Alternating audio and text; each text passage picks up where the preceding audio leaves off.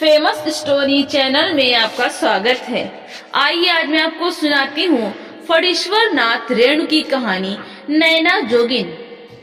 रत्नी ने मुझे देखा तो घुटने से ऊपर खोसी हुई साड़ी को कोंचा की जल्दी से नीचे गिरा लिया। सदा सायरन की तरह गूंजने वाली उसकी आवाज कंठनली में ही अटक गई। साड़ी की कोंचा नीचे गिराने की हड़बड़ी में उसका आंचल भी उड़ गया। उस संकरी पगडंडी पर जिसके दोनों ओर झरबेरी के कांटेदार बाड़े लगे हों, अपनी भलमनसाहत दिखलाने के लिए गर्दन झुकाकर आंख मूंद लेने के अलावा बस एक ही उपाय था। मैंने वही किया, अर्थात पलट गया। मेरे पीछे पीछे रत्नी ने अपने उगड़े हुए तन बदन को ढांक लिया और उसके कंठ में लटकी हुई एक उग्र अश्लील गाली पटाखे की तरह फूट पड़ी। मैं लौटकर अपने दरवाजे पर आ गया और बैठकर रत्नी की गालियां सुनने लगा। नहीं, वो मुझे गाली नहीं दे रही थी। जिसकी बकरियों ने उसके पाट का सत्यानाश किया है, उन बकरी वालियों को गालियां दे रही है वो। सारा गांव के बूढ़े बच्चे जवान औरत मर्द उसकी गालियां सुन रहे हैं। लेकिन क्यों? शायद सच ही उनके सुनने और मेरे सुनने में फर्क है। मैं सचेतन रूपेण अर्थात जिस तरह रेडियो से प्रसारित महत्वपूर्ण वार्ताएं सुनता हूँ, उन गालियों को सुन रहा हूँ। कान में उंगली डालने के ठीक विपरीत एक एक गाली को कान में डाल रहा हूँ। उसकी एक एक गाली नंगी अश्लील तस्वीर बनाती है, ब्लू फिल्मों के दृश्य। उदाहरण देकर थाना, पुलिस, अदालत, फौजदारी को न्योतना नहीं चाहता। रमेशर की माँ ने टोका। शायद गांव भर के बकरी वालियों को सार्वजनिक गालियां दागने के बाद रत्नी ने रामेश्वर की माँ के प्रजास्थान को लक्ष्य करके एक महास्थूल गाली दी। रमेशर की माँ ने टोका, पहले खेत में चलकर देखो, एक भी पत्ती जो कहीं चरी हो। रत्नी अब तक किसी टोक की प्रतीक्षा में थी। शायद अब उसकी बोली लयबद्ध हो गई। वो प्रत्येक शब्द पर विशेष बल देकर हाथ और उंगलियों से भाव बतलाकर कहने लगी कि वो पाट के खेत में जाकर क्या देखेगी। अपना। भले घर की लड़की होती तो कहते अपना सिर, किंतु रत्नी सिर के बदले में अपने अन्य हिस्से का नाम लेती है। इसके बाद बहुत देर तक रत्नी की बातें सुनता रहा, लेकिन उन्हें लिख नहीं सकता, वारंट का डर है। किंतु रत्नी के बारे में अब कुछ नहीं लिखा गया तो जीवन में कभी नहीं लिखा जाएगा, क्योंकि रत्नी की गालियों में मर्माहत और अपमानित करने के अलावा उत्तेजित करने की तीव्र शक्ति है। मैं यह हलफ लेकर कह सकता हूँ। रत्नी का नाम नैना जोगिन मैंने ही दिया था एक दिन, तब वो 7-8 साल की रही होगी। नैना जोगिन। देहात में झाड़ फूंक करने वाले ओझा गुड़ियों के हर मंत्र के अंतिम आखिर में बंधन लगाते हुए कहा जाता है, दुहार ईश्वर महादेव गौरा पार्वती नैना जोगिन इत्यादि। लगता है कोई नैना जोगिन नाम की भैरवी ने इन मंत्रों को सिद्ध किया था। 7 साल की उम्र में ही रत्नी ने गांव के धनी प्रतिष्ठित वृद्ध को फिलचक्कर में डाल दिया था। उसकी बेवा माँ वृद्ध की हवेली की नौकरानी थी। पंचायत में 7 साल की रत्नी ने अपना बयान जिस बुलंदी और विस्तार से दिया था, कोई जन्मजात नैना जोगिन ही दे सकती थी। अब तो उसकी जामुन की तरह कचराई आंखें भी उसके नाम को सार्थक करती हैं। किंतु 7 साल की उम्र में ही इलाके में कहर मचाने वाली लड़की से आंख मिलाने की ताकत गांव के किसी बहके हुए नौजवान में भी नहीं हुई कभी। उसको देखते ही आंखों के सामने पंचायत, थाना, पुलिस, फौजदारी, अदालत, जेल नाचने लगती। रत्नी की माँ सरकारी वकील को भी कानून सिखाई है, बहस कराई है सेशन कोर्ट में। पिछले 11 वर्षों में रत्नी की माँ ने मुंह के जोर से 15 एकड़ जमीन अर्जा है। पिछवाड़े में लीची के पेड़ हैं, दरवाजे पर नींबू, सूद पर रुपए लगाती हैं, 10 पैसा हाथ में है और घर में अनाज भी। इसलिए गांव की जमींदारी भी वही है। गांव के पुराने जमींदार और मालिक जब किसी रैयत पर नाराज होते तो इसी तरह गुस्सा उतारते थे, यानी उसकी बकरी, गाय वगैरह को पड़ती जमीन से ही हाँक कर दरवाजे पर ले आते थे और गालियां देते, मारपीट करते और अंगूठे के निशान लेकर ही खुश होते थे। रमेशर की माँ कल हाट जाते समय लीची की टोकरी नहीं ले गई ढोकर, इसलिए रत्नी और रत्नी की माँ ने आज झगड़े का सृजन किया है जानबूझकर। रमेशर का बाप मेरा हलवाहा है। रमेशर हमारी भैंसों का रखवाला यानी भैंसवार है। रमेशर की माँ हमारे घर बर्तन बासन मांजती है, धान कूटती है, इसलिए रत्ना अब अपनी गालियों का मुख धीरे धीरे हमारी ओर करने लगी। तू किसका डर दिखलाती है? शहर से आए भतार का? रोज मांस, मछली और ब्रांडिल पीकर तेरे प्रजा स्थान में तेल बढ़ गया है। मुझे अचानक रमेशर की माँ की गंदी हल्दी, प्याज, लहसुन, पसीना मैल की सम्मिलित गंध भरी साड़ी की महक लगी। लगा अब रत्नी मुझे बेपर्द करेगी, नंगा करेगी। खुद अपने को उसने पिछले 1 घंटे में 60 बार नंगा किया है। अर्थात जब जब उसने गाली का रुख हमारी ओर किया, हर बार यह कहना ना भूली कि रमेसर की माँ जिसका डर दिखलाती है वो मुंसा यानी व्यक्ति रत्नी का अति भी नहीं उगाड़ सकता। ऐसे से मद की मुंसा को वो अपने अर्थी में दाहिने बाएं बांध रखेगी। बगुला पंखी धोती कुर्ता और छड़ी घड़ी जूते वाले शहरी छैल चिकनिया लोग ऊपर से लकदक और भीतर फोंक होते हैं। सफाचट मुछ मुंडा लोगों की सूरत देखकर भूलने वाली बेटी नहीं रत्नी। रत्नी की माँ को इसका गुमान है कि बड़े बड़े वकील मुख्तार के बेटों को देखकर भी उसकी बेटी की अर्थ यानी अर्थात जीभ नहीं पनियाई, कभी डकार भी नहीं किया। रत्नी अपने आंगन से निकल आई थी। रमेसर की माँ ने कोई जवाब दिया होगा शायद। अब रत्नी और रत्नी की माँ दोनों मिलकर नाचने लगी। उसका घर दरवाजे से 10 रस्सी दूर है, लेकिन सामने है। मैं रत्नी और रत्नी की माँ का नाच देखने को बाध्य था। रत्नी की काव्य प्रतिभा ने मुझे अचंभे में डाल दिया।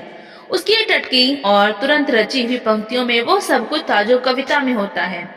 बिंब, प्रतीक, व्यंग तथा गंध। बतौर बानगी अटना का साहब और पटना की मेम, रात खाए मुर्गी और सुबह करे नेम।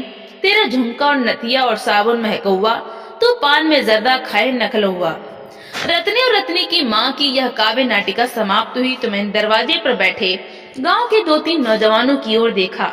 मेरा चेहरा तमतमाया हुआ था, किंतु वे निर्विकार और निर्मल मुद्रा में थे। परिवार तथा पट्टीदार के मर्द पुरुषों की ओर देखा। वे पान चबा रहे थे, हुक्का गुड़गुड़ा रहे थे। लगता है लोगों ने रत्नी की गालियां सुनी ही नहीं। मैंने जब भोजन के समय बात चलाई तो परिवार के एक व्यक्ति ने, जिन्हें शहर के नाम से ही जड़ैया बुखार धर दबाता है, हंसकर कहा, शहर से आने के बाद आप कुछ दिन तक ऐसी असभ्यता ही करेंगे, यह हमें मालूम है। इन छोटे लोगों की गाली पर इस तरह ध्यान कोई भलमानुस नहीं देता। इस तरह गालियों के अर्थ को प्याज के छिलके की तरह उतार कर समझने का क्या मतलब? शहर में क्या औरतें गाली नहीं देती? अजब इंसाफ है। गाली सुनकर समझना अन्याय है, असभ्यता है। मन में मैल है मेरे। अश्लील और घिनौने मुकदमे के कारण रत्नी की बदनामी बचपन से ही फैलती गई। जवान हुई तो बदनामियां भी जवान हुई। फलतः गांव के हिसाब से पक जाने पर भी कोई दूल्हा नहीं मिला। मिलता भी तो घर जमाई होकर नहीं रहना चाहता था। 2 साल हुए निमोचिया जवान न जाने किस गांव से आया। सांझ में और रात में भात खाने के लिए घर के अंदर गया तो रत्नी की माँ एक हाथ में सिंदूर की पुड़िया और दूसरे में फरसा लेकर खड़ी थी। छदौड़ी की सीट में सिंदूर डालो, नहीं तो भी हल्ला करती हूँ, घर में चोर घुसा है। 2 सीखे नौजवान जो हर सुबह को शीशम की कोमल पत्तियां तोड़कर ले जाता है, वही है रत्नी का रतन धन।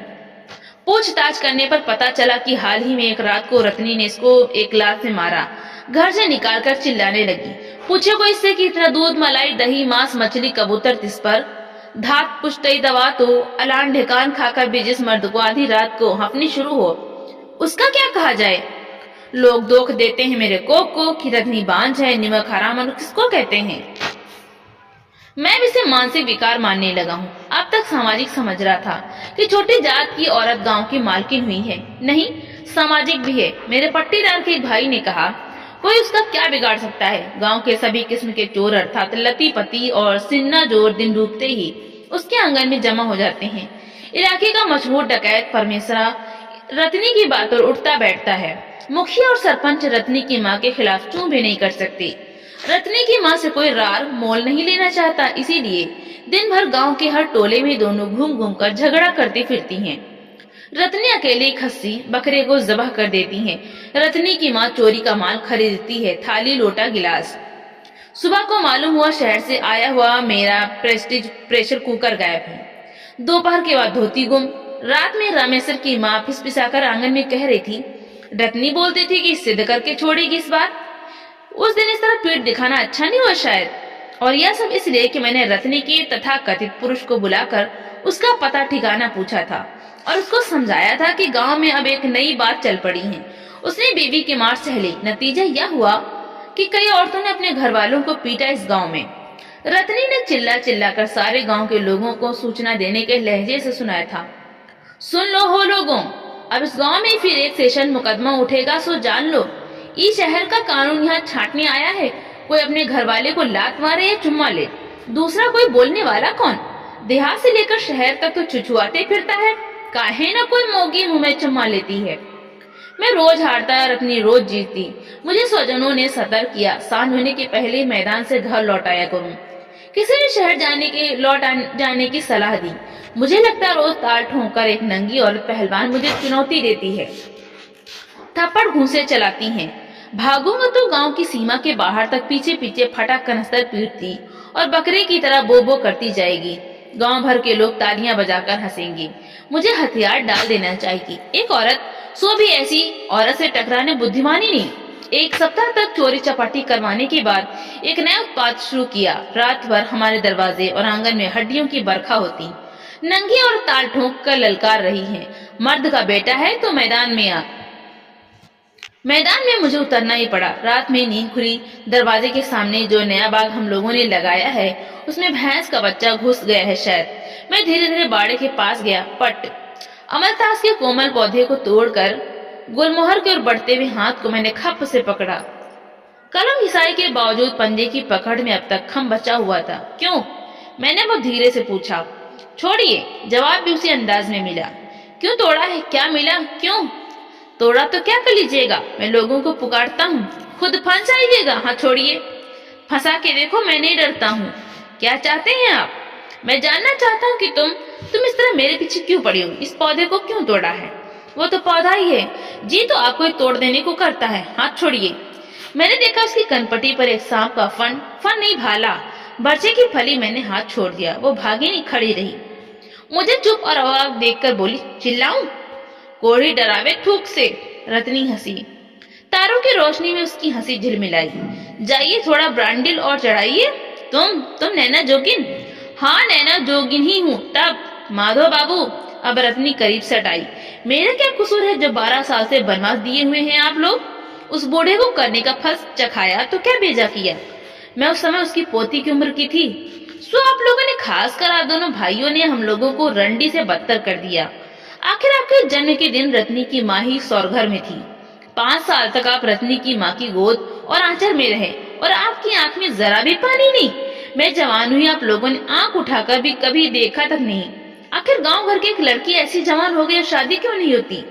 अब इस बार आए हैं तो कभी आपके मन में यह नहीं हुआ कि रत्नी की शादी हुए 2.5 साल हो रहे हैं और रत्नी को क्यों बच्चा कोई नहीं हुआ?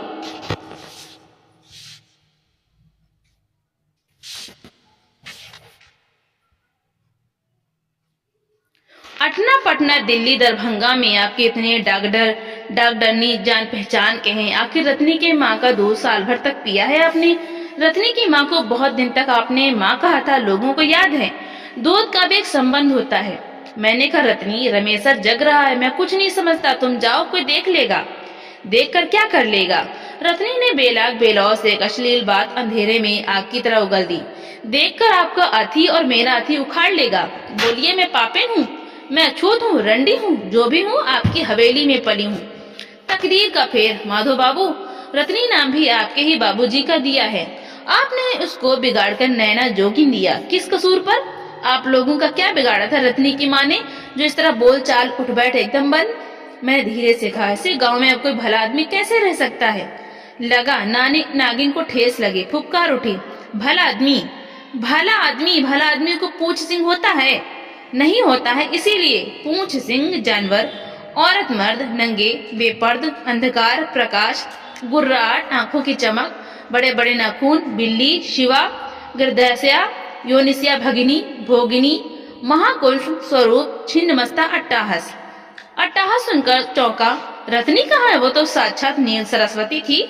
इस बार गांव के आसपास यह खबर बहुत तेजी से फैली कि नैना जोगिन का जोग माधव बाबू पर खूब ठिकाने से लगा है। रमेशर की माँ को एक दिन खोई हुई चीजें टोकरी में मिली, घर में ही।